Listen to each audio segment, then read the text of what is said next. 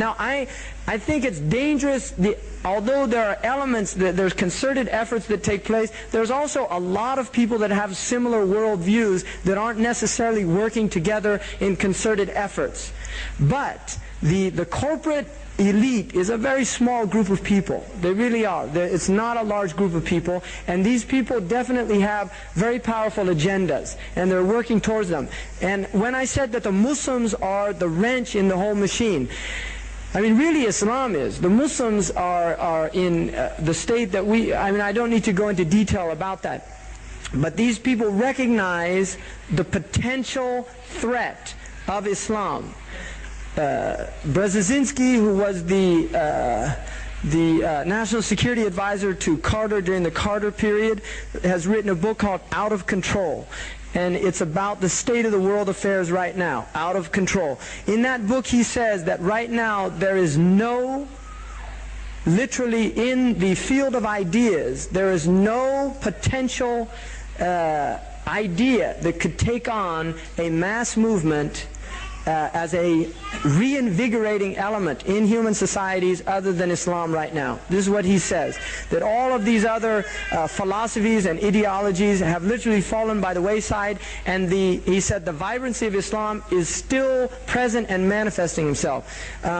Elwood, who's a comparative religions professor in UCLA, has written a book in which he says that he delineates 5 stages of religion.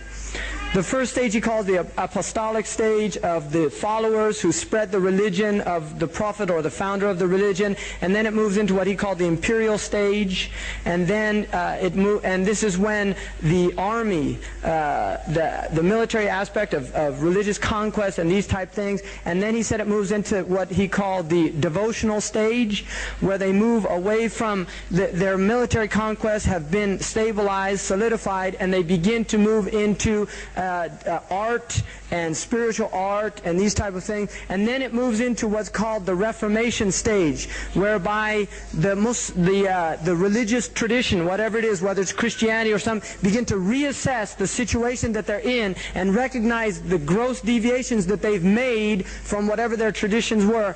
And the final stage is what he calls the folkloric stage or the superstitious stage, when the religion is literally reduced to a meaningless folkloric type of tradition that has to do with dancing and food and superstitious beliefs. And he says of all the world religions, his own analysis is that they are all in the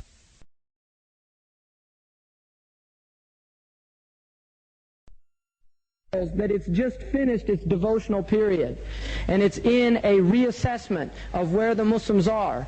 And he views this as a potential power in terms of literally a transformative power.